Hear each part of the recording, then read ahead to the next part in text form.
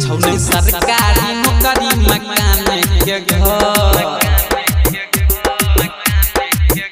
छोने सरकारी नौकरी मकान के घर छोने सरकारी नौकरी मकान के घर तोहर सहिया जतई छ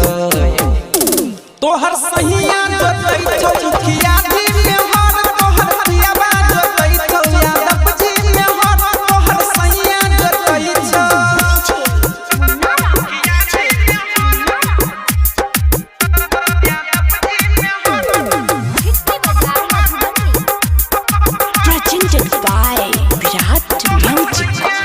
नैहर के ऐठल तोहर ससुरा में छूटै छौ देखी परसली छौरी मजा सब लूटै छौ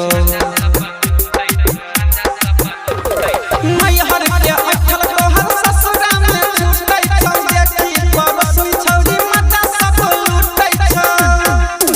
करे रही घमंड गेलो सबटा के झर करे रही घमंड गेलो सबटा के झर करे रही घमंड गेलो सबटा के झर तोहर भतरा जतई छ तोहर भतरा जतई छ मुखिया जी में हर तोहर सैया जतई छ यादव जी में हर तोहर पियाबा जतई छ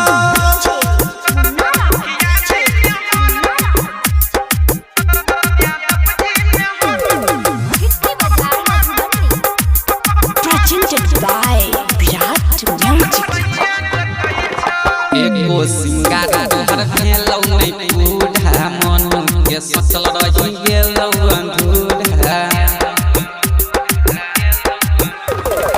एको सिंगार तोहर भेलौ नै बूढ़ा मन के सचल रही गेलौ अंधूरा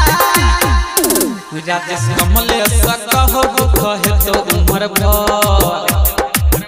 राजेश कमलेश कहो कहे तो उमर भर राकेश पंकज कहो कहे तो उमर भर तोहर भतरा जतई छौ तोहर भतरा जतई छौ मुखिया जी में हर तोहर सहिया जतई छौ यादव जी में हर तोहर पियाबा जतई छौ छोने सरकारी नौकरी मकान के घर छोने सरकारी नौकरी मकान के घर तोहर सहिया जतई छ तोहर सहिया जतई छ मुखिया